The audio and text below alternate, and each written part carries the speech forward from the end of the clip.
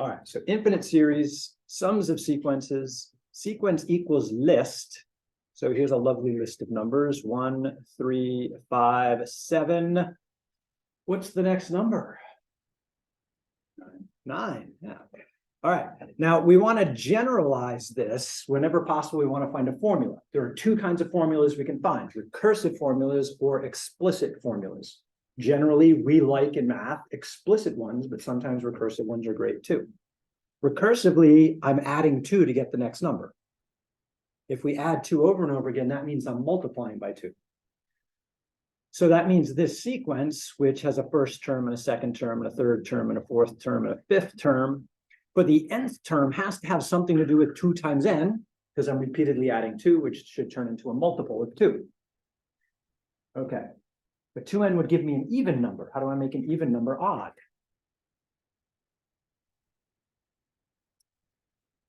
-1. Or +1, or yeah, add or subtract any odd number and you'll turn an even number into an odd number. Okay, so do we want a -1 here or +1 for these to line up? So just kind of test it out for, say, the fourth term here. 2 times 4 gives me 8, but I want it to be 7, so I should do a -1 in this case. So I can kind of guess and check to make that happen. So this is the formula for my sequence. So if this was sequence A here, then we would say the formula for A sub n would be 2n minus 1. And just a reminder from the work we did before, limit as n increases forever of 2n minus 1. Does it converge or diverge?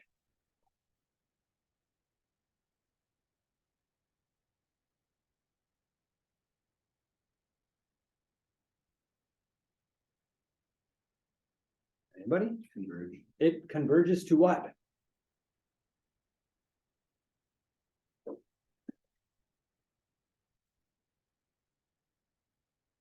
Converge means it heads to a particular number, right? So this is just going to keep getting bigger and bigger and bigger, right? So it does not converge, it diverges.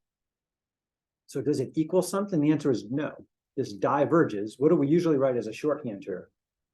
Diverges. Well, we could say does not exist, right? That would be another thing. More specifically, this not just diverges, there's many ways to diverge. This thing grows forever. What's mathematical shorthand for forever? Infinity. Yeah, so we might set it equal to infinity, but that's a problem because infinity ain't a number, right? How can you equal something that's not a number? It's a direction. So this does not exist. It grows forever. All right. A little fun next. If you sum a sequence, so you take 1 plus 3 plus 5 plus 7 plus 9, this is what we call a series. Series is when you add up a sequence. We could use summation notation for this. This would be the sum. I'm going to go use n as my index here. Sometimes we like to use I. So n is going to go from 1 to something for 2n minus 1. In this case, for the green sum I have there, what's the end of my index? Infinity. No, the green one. The green one stops right there. So n stops at what number? 5. 5. Yeah, so this would be the sum of 1 to 5. So I can write it out as a sum. I can write it out as a summation. Summations where I use that funky capital Greek epsilon. What's the answer here? What is this sum?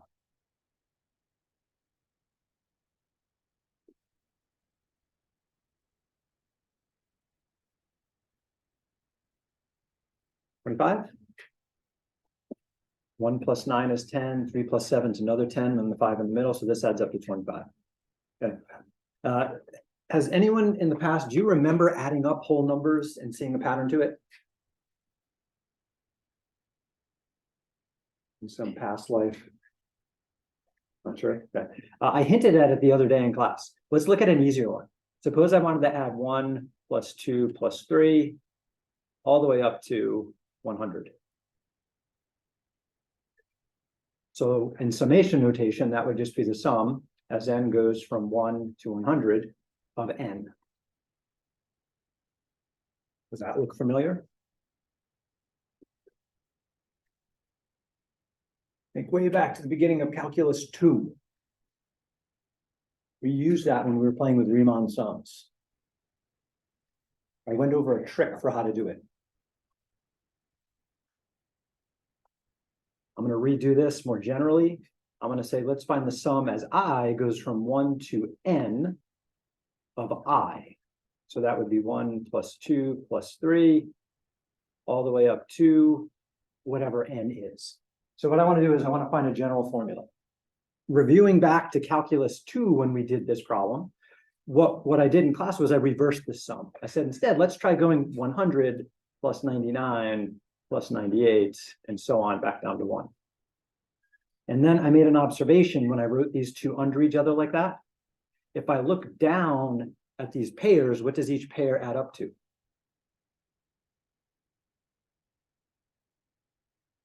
I get a ton of 101s. How many 101s do I get when I add these two together? 100 of them. However, that's twice as big as I want because I added the list to itself. So if I cut that in half, then I'll have my answer. So 2 goes into 150 times, 50 times 101 is 5,050. That ought to be the sum of those numbers right there. Repeat that idea here. If I wrote this sum under itself, that would be n plus n minus 1, all the way down to 1 again over here. And I would have a whole bunch of n plus 1s.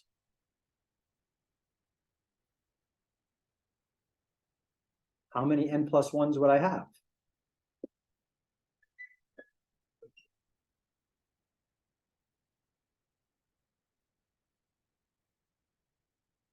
N of them. Thank you, Simon. That's twice what I want. So if I divide it 2, then I'll have the sum that I want. So we developed this formula way back in the beginning of Calc 2, a long time ago. But kind of cool, I have a formula here. Now, when we stop with a sum, when we don't go to infinity, it's usually called a partial sum. So for example, this sum up here, I could call it S100 because I summed the first 100 terms. So this one right here would be Sn. And partial sums also make a sequence. There is an S1. There is an S2. There is an S3. There is an S4 partial sum. Skipping on down, we just found S100 is equal to 5,050. And more generally, we just found a formula that any partial sum you pick n is always going to be n plus 1 times n over 2. On the condition that I start at 1 and end at n and do every single counting number in between. Right, that's the condition. That's the thing I'm trying to add up here. Let's take that back to this problem I started with. 1 plus 3 plus 5 plus 7 plus 9. Can we find a similar shortcut? So this right here, I could call S sub 1, 2, 3, 4, 5. There's 5 terms there. What if I wanted to do S100 for this? Well, remember, we had a formula for this. This is the sum as I goes from 1 to 5 of 2i minus 1. I'm using i's instead of n's this time. I'll bounce back and forth depending on the problem. Technically, I should put parentheses around that to indicate the -1 is part of the sum, not outside of it. That'll make a huge difference. So this right here, I'm saying, what's the sum as I goes from 1 to 100 of 2n minus 1, 2i, sorry, minus 1, which would be 1 plus 3 plus 5, dot, dot, dot, all the way up to, let's see, what's the 100th one? 199 is the 100th one. Yeah, so here's a shortcut to figure that out based on the work we did here. instead of writing it underneath itself like that, what I can say is this n right there, that's the last term in my sequence. And this 1 right here is the first term in my sequence. And what I'm doing when I take the first plus the last and divide by 2 there is I'm finding the average value of this sequence, or this series, sorry. That average value first plus last divided by 2 only works. Notice average doesn't mean add them all up, then divide by how many? Is n plus 1 adding them all up? No, there's a shitload of numbers between 1 and n. That idea only works to find the average if the numbers in between are equally spaced. Then everything's balanced. And the first plus the last is the same as the sum of all of them divided by how many there are. Okay? So that idea of average only works if they're equally spaced. Are the numbers in this list equally spaced? In my sequence, are they equally spaced? Yeah, they're all 2 apart. They are equally spaced. Therefore, if I take the first term plus the last term, what's 1 plus 9? 10. Divide by 2, 5. What's the middle number here? Coincidentally, 5. No coincidence because they're balanced. That works out. So my claim here is that this sum is the first term plus the last term divided by 2 times how many of them there are. How many are there? 100 of them. Okay, so 1 plus 199 is 200. 200 divided by 2 is 100. The answer should be 100 squared, which would be 1 with 4 zeros. 1, 2, 3, 4. 10,000. Am I right or am I full of crap? Sounds reasonable, but haven't I done reasonable things before and got wrong answers? I have. I make mistakes. Let's double check. Where can we double check this sum? Desmos, please. All right. Over to Desmos we go. Desmos, if you type the word sum, it brings up our beautiful summation notation. My n is going from 1 to 100.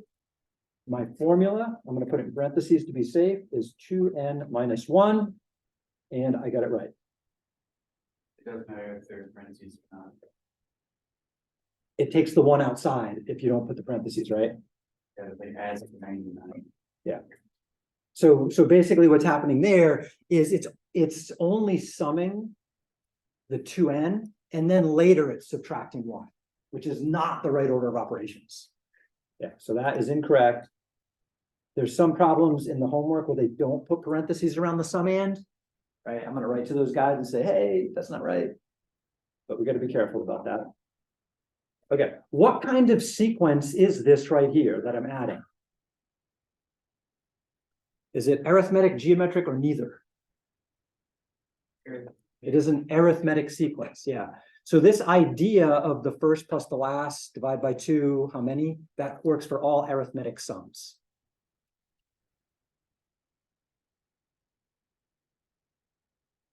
So for any arithmetic sum, or arithmetic series, that would be you're summing something like n goes from, actually, I'm going to change that to I goes from 1 to n of something like m times I plus b, right? Arithmetic is linear.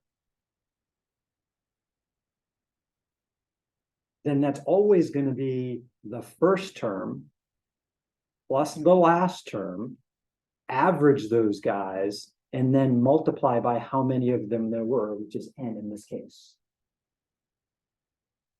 So it turns out there is a general formula, like there is for arithmetic sequences for arithmetic series. You could work that out further with the values of m and b in there if you wish. I'm just going to leave it at that.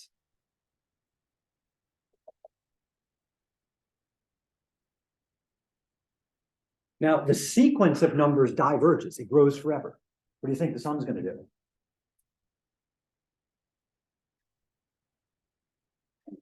Yeah, the sequence, right? We're not adding anything up. We're just listing the next number, and that goes forever. If we start adding up numbers that get bigger forever, well, the sum's obviously going to get bigger forever. So arithmetic sequences will diverge. And we'll talk more about that in the next section. All right, let's look at another one. Review, sequence. let's take the sequence. How about 5, 10 thirds, 20 ninths, 40 over 27. What is the pattern to this sequence? Anybody see the pattern?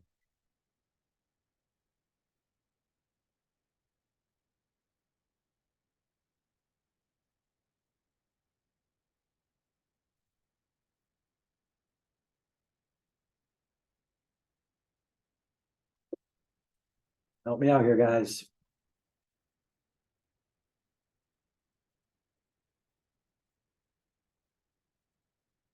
Are you multiplying by 2/3? I'm multiplying by 2/3, which means this is a geometric sequence. Yeah. So in this case, starting at 5, I am multiplying by 2/3. Since I started at 5 and then I multiply by 2/3, the power would be n minus 1 if I start counting at 1, and then 2, and then 3, and then 4. So this is the nth term formula for that sequence. Does this sequence diverge or converge?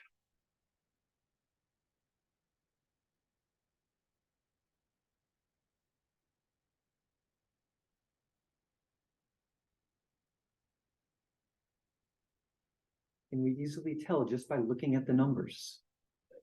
The answer is no, we cannot. What should we do? We should plot some of those numbers. Let's give it a shot. Now, I did in the last section, I don't know if anybody noticed this, added a little Desmos graph for sequences.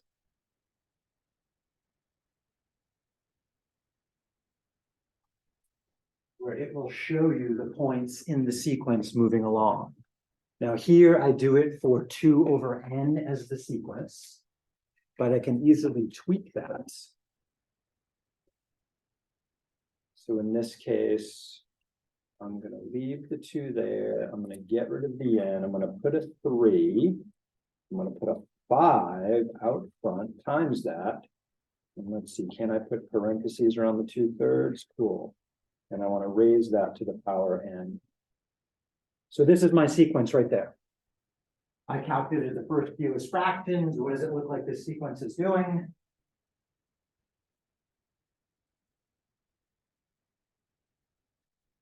Converging, perhaps? To what does it look like here? 0. Okay, so let's see if we can think about algebraically why that might be the case here. N is getting big forever. It's getting big, and then I'm causing more multiples of 2/3. So if I start with $100 and someone says, okay, now you only have 2/3 of what you started with. Do I have more or less than what I started with? Less. Now I have 2/3 of that. Less. 2/3 of that. So repeatedly taking 2/3 of what we had before, which means we're going to repeatedly cut down what we have. So geometrically, thinking back on this picture here, every point here is 2/3 lower than the previous point, is what's going on. We're repeatedly cutting it down by a fraction. Can we ever get totally to 0 when we are always taking 2/3 of what we had before? The answer is no, there's always going to be 2/3 left over. But I'm going to get smaller and smaller and smaller over time. So bottom line is, because my ratio R is less than 1, the limit as n gets big of R to the n is going to go to 0, because we're always diminishing what we have started with. We're cutting it down by a constant ratio. So this limit does go to 0. Let's see what the sum is doing. Let's add up these terms. So let's let I go from 1. Let's see, we have 4 of them there. Let's go up to 10 of 5 times 2/3 to the n, I minus 1. And what we're going to do is we're going to make a list of partial sums. So n versus Sn. 1, what's the first sum? 2, what's the second sum? 3, what's the third sum as we move through this? We can set this up easily in Desmos to help us get started on it. Go to my other screen here. And I'm just going to tweak this here. Now I can see what the first sum is, 5, and then it's going to be 5 plus 10 thirds. Let's see, 5 is 15 thirds, so the next one should be 25 thirds. Let's give it as a decimal to kind of see what's going on. But sometimes fractions are helpful. So I want to do a sum, as n goes from 1 to 1 to start with, of 5 times 2/3 raised to the power, close parentheses, raised to the power n minus, oops. One more time, raised to the power, I think I need parentheses here. I minus 1 is my power. All right. Oh, no, it wants n here. Forgot. All right, so my first one's 5. That was pretty obvious by looking at it.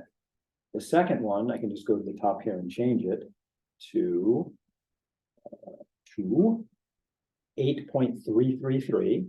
So let's write some of these down. 5, 8.3 repeating. The third one,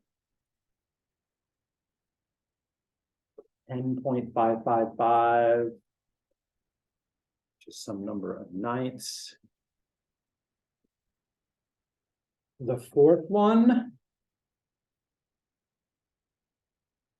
12.037 repeating, it looks like.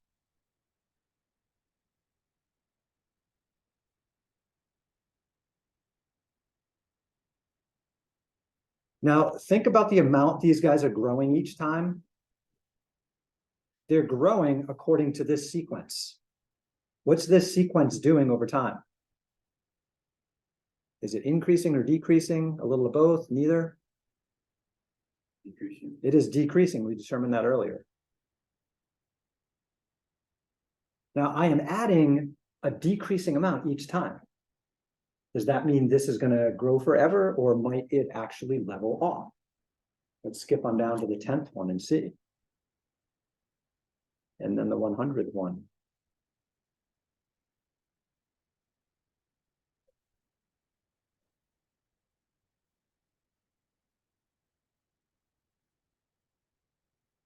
About 4.739. Don't see the pattern in the decimal, or 14, excuse me.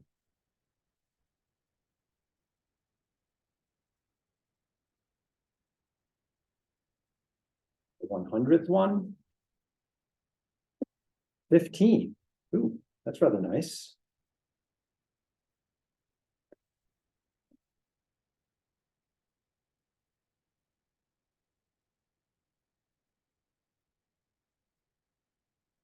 Now just note, what was the last thing I added for the 100th one? It would have been 5 times 2, oops, over 3 to the power 100. That's the last thing that got added. That's a pretty little number. How many zeros before I finally see a non-digit 0? 17. Okay. Does Desmos show 17 places? Not particularly. So is the answer really exactly 15 here? Did this magically come out to such a nice number? See, what's the 99th one? Or the 101, first one? 15, 15, 15. What's going on? Is it really exactly 15, or did Desmos just run out of computing power? They ran out of computing power, okay? So it's basically rounding to 15.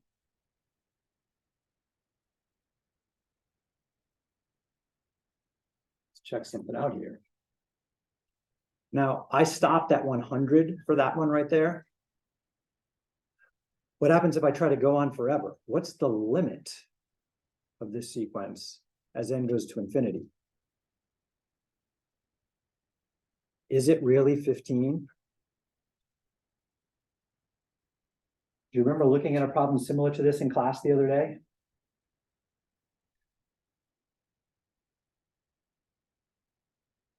We looked at a much simpler version, the 1/2 plus 1/4 plus 1/8. So let's take a look at that with a similar idea. So Sn in this case is 5 plus 5 times 2/3 plus 5 times 2/3 squared, all the way up to 5 times 2/3 to the power n.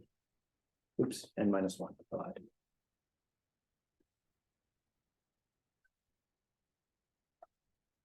The trick to evaluating a geometric series, a sum of geometric terms, is to multiply your sum by that common multiple.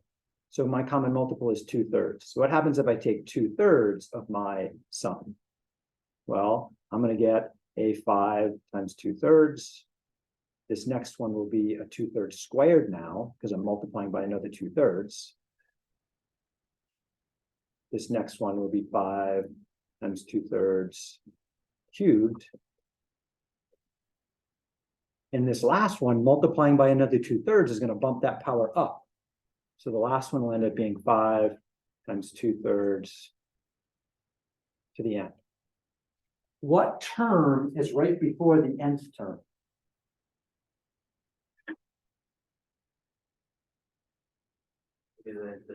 What's one right before n? N minus 1, right? So just note, right before this term here is a 5 times 2/3 to the n minus 1. And the observation I made yesterday in class was that all of the middle terms line up, leaving the first term of the blue series and the last term of that one. So if I subtract these series from each other, what do I get? Well, I get one sum minus 2/3 of that sum, which I'm going to write as 1 minus 2/3 of the sum, is equal to, well, all this middle shit canceled, leaving a 5 minus a 5 times 2/3 to the n. I condensed it, I compressed it, kind of like I was doing with the arithmetic, but slightly different procedure. So now I know my partial sum has to be 5 minus 5 times, getting excited about this, 2/3 to the n over 1 minus 2/3. We could reduce that. I'm going to leave it like that for a minute. A minute ago, I was asking, what is the limit of my sequence as n grows? Well, I now have a condensed version of it I can explore.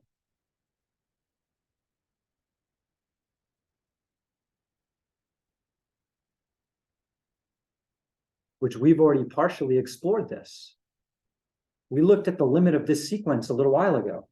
What did we determine graphically and slightly analytically that this thing is going to as n increases?